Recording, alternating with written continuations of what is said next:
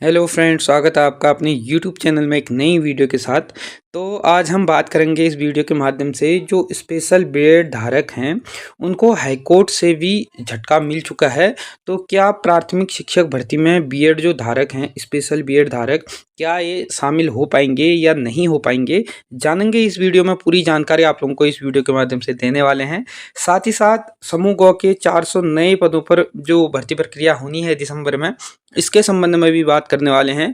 और जो वर्तमान में सहायक अध्यापक के पदों पे नई भर्ती आई हुई है, लगभग 27 पदों पे ये भर्ती निकली हुई है, तो इसके संबंध में भी बात करने वाले हैं। और कैसे सुधरेगी शिक्षा की गुणवत्ता, जो शिक्षा का स्तर उत्तराखंड में दिन प्रतिदिन गिरते जा रहा है, तो उसका स्तर कैसे सुधारा जाएगा, इसके संबंध में भी बात करेंगे। और उपनल कर्मचारियों का जो मामला तूल पकड़ा हुआ था, तो जो सुप्रीम कोर्ट से सरकार को इसके लिए झटका मिला था, यानी कि जो एसएलपी खारिज कर दी गई थी सुप्रीम कोर्ट के द्वारा सरकार की, तो सरकार के द्वारा दोबारा से सुप्रीम कोर्ट में इसकी जो रिव्यू पिटीशन है वो डाल दी है। तो इसके संबंध में भी बात करने वाले हैं। तो जानेंगे, पूरी जानकारी आप लोगों को डिटेल से इस वीडियो के माध्यम से देने वाले हैं। तो बने रहेगा वीडियो में अंत तक, पूरी जानकारी आप लोगों को इस वीडियो के माध्यम से मिल जाएगी।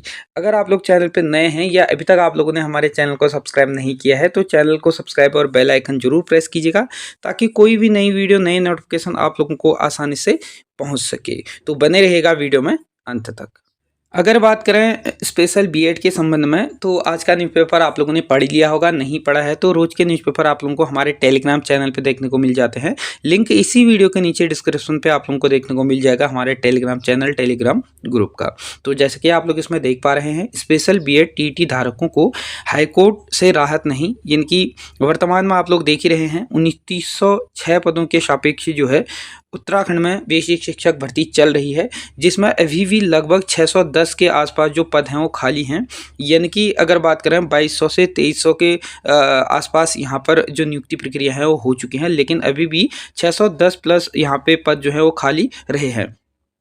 ऐसे में जो स्पेशल बीएड जो धारक थे, इनके द्वारा हाईकोर्ट में पिटीशन लगाई थी कि इनको भी बेसिक शिक्षक भर्ती में शामिल किया जाना चाहिए, लेकिन जो हाईकोर्ट के द्वारा इनको भी जो है, जो इनकी याचिका थी उसको खारिज कर दिया गया है। तो क्या है मामला, पहले हम उसको देख लेते हैं, फिर बात करेंगे कि क्या इस भर्ती में बीएड को दोबारा से शामिल किया जा सकता है या नहीं।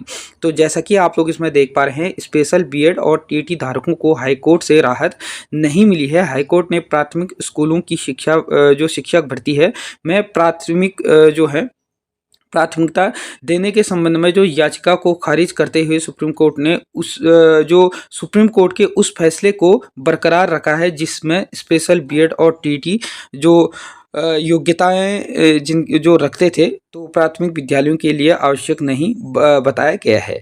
यानी कि पिछले साल आप लोगों ने देखा ही था कि सुप्रीम कोर्ट ने जो याचिका थी, राजस्थान की जो याचिका थी, तो उस पर सुनवाई करते हुए जो बीएड धारक थे उनको बाहर कर दिया गया था इनकी बेसिक शिक्षक भर्ती से। लेकिन जो स्पेशल बीएड धारक थे, इनकी याचिका थी कि इनको भी जो बेसिक शिक्षक भर्ती है इसमें शामिल किया जाना चाहिए। लेकिन हाईकोर्ट ने जो सुप्रीम कोर्ट का फैसला पिछले साल आया हुआ था, उसी को बरकरार रखते हुए जो स्पेशल बीएड है उसकी जो याचिका है उसको भी इसमें खारिज कर दिया गया है। मामले के अनुसार गोपाल सिंह गोनिया एवं अन्य ने हाईकोर्ट में याचिका दायर कर कहा था कि उनके पास प्राथमिक विद्यालयों में बतौर अध्यापक नियुक्त होने की पूरी योग्यता है। इसके लिए उन्होंने स्पेशल बीएड एवं टीटी पास भी किया हुआ है। यानी कि जो स्पेशल बीएड है और टीटी है वो उत्तीर्ण किया है। और याचिकाकर्ताओं का कहना है कि राज्य सरकार ने संबंधित पदों को भरने के लिए पूर्व में विज्ञप्ति जारी की और उस के आदेशानुसार स्वीकार इनको भी किया गया था। लेकिन सुप्रीम कोर्ट के आदेश के आधार पर उनके जो आवेदन हैं उनको निरस्त कर दिया गया था और याचिकाकर्ताओं के अनुरोध किया था कि प्राथमिक जो स्कूलों में अध्यापक भर्ती में प्राथमिकता दी जाए, यानी कि जो स्पेशल बीएड हैं इनको भी प्राथमिकता दी जाए। इसी बीच कुछ जो अभ्यर्थी थे वो सुप्रीम कोर्ट भी गए थे और इस विज्ञप्ति थी इसमें सुप्रीम कोर्ट में चुनौती भी इनके द्वारा दी गई। लेकिन अब इसको हाईकोर्ट ने जो है खारिज कर दिया है और सुप्रीम कोर्ट ने भी इसको खारिज कर दिया गया था, तो उसी को बरकरार रखते हुए हाईकोर्ट ने भी अब इस याचिका को खारिज कर दिया है। तो अब आप लोग देख पा रहे हैं कि प्राथमिक स्कूलों में जो भर्ती है में प्राथमिकता देने के संबंधी जो याचिका थी हाईकोर्ट के द्वारा स्पेशल जो बीएड है उनकी याचिका इसमें खारिज कर दी गई है। तो अब अगर बात आती है इसमें क्या बीएड को फिर से शामिल किया जा सकता है, तो अब इसमें बीएड पूर्ण रूप से क्या हो गया है, बाहर हो चुका है। एक ही स्थिति में बीएड को दोबारा से बहाल किया जा सकता है अगर सरकार चाहे इसमें अध्यादेश लाए और इसमें जैसे पूर्व में राज्य उत्तराखंड राज्य के लिए स्पेशल रूप से यहाँ की जो स्थिति है उसको देखते हुए यहाँ पर बीएड को भी मान्यता दी गई थी। तो ऐसे में सरकार चाहे तो इसमें कर सकती है, लेकिन फिलहाल के लिए लगता नहीं है कि बीएड अब इसमें वापस आ सकता है। जिनकी अब चाहे वो नॉर्मल बीएड हो या स्पेशल बीएड हो, इसको पूर्ण रूप से जो है खारिज इसमें कर दिया गया है, इनकी जो प्राथमिक शिक्षक भर्ती है इससे बाहर कर दिया है। अब इसके संबंध में जैसे ही कोई नए अपडेट आएंगे तो हमारे चैनल के माध्यम से आप लोगों को दिए जाएंगे। अगर बात करें समूह ग भर्ती की, तो समूह ग के 400 पदों पर दिसंबर तक होगी भर्ती।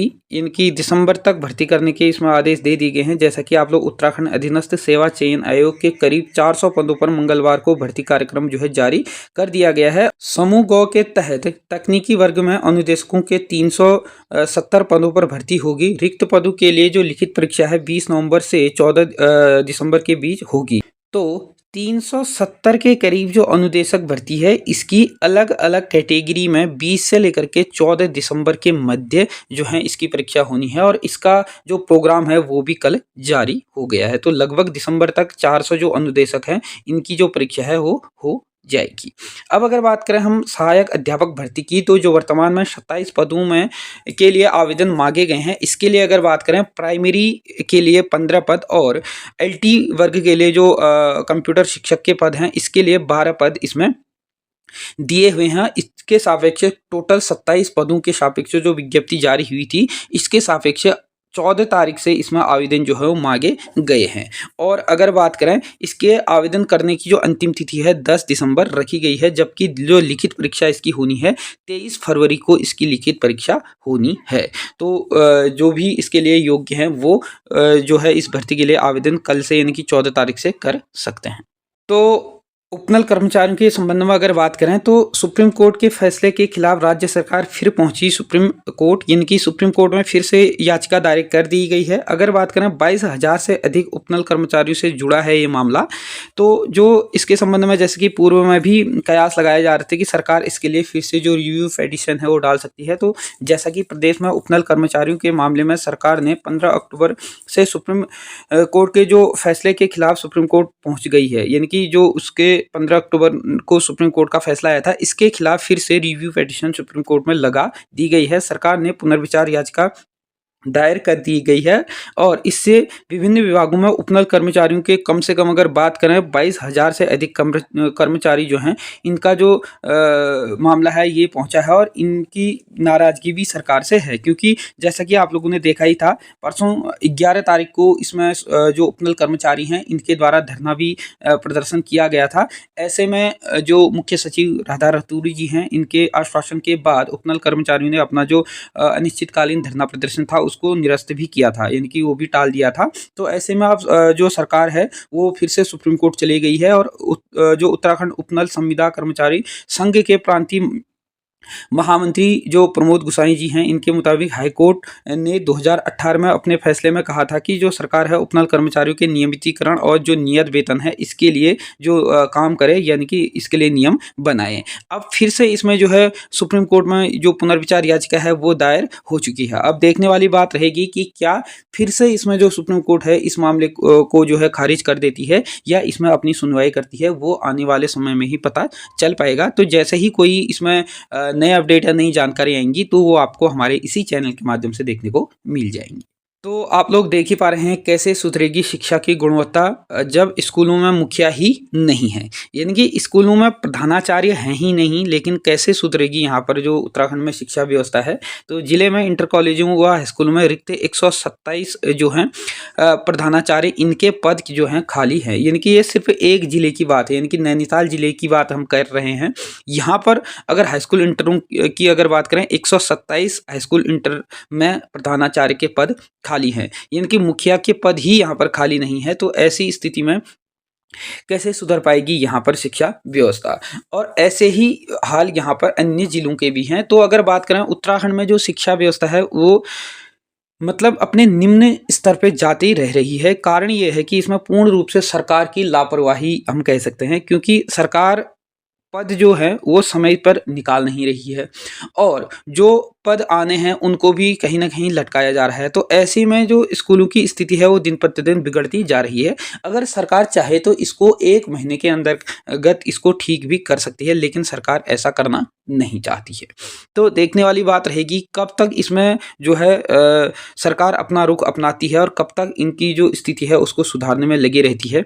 फिर जो है सरकार कहती है कि यहाँ की स्थिति खराब हो रही है, यानी कि स्कूल बंद करने के कगार में आ रहे हैं। कारण यही है सरकार खुद ही इसमें नियुक्तियाँ नहीं कर रही है, नियुक्तियाँ नहीं करेंगी तो वहाँ पर जो छात्र संख्या है वह दिन प्रतिदिन घटते जाएँगी। तो ऐसी स्थिति में जो है सरकार को भी संज्ञान में इस विषय को लेना चाहिए और इसमें जितने भी प्रधानाचार्य के पद खाली हैं उनको भी भरने की कोशिश करनी चाहिए और जहाँ पर भी शिक्षकों के पद खाली हैं या वहाँ की जो शिक्षा व्यवस्था की बदहाल स्थिति हो रही है इसको सुधारने का काम सरकार को इसके लिए जिम्मेदारी उठानी चाहिए और इसमें त्वरित कार्रवाई करनी चाहिए। तो फिलहाल के लिए इस वीडियो में इतना ही है। वीडियो अच्छी लगी, इन्फॉर्मेटिव लगी तो इस वीडियो को ज़्यादा से ज़्यादा लोगों को शेयर कीजिएगा। चैनल पर नए हैं या अभी तक हमारे चैनल को आप लोगों ने सब्सक्राइब नहीं किया है तो चैनल को सब्सक्राइब और बेल आइकन जरूर प्रेस कीजिएगा। धन्यवाद।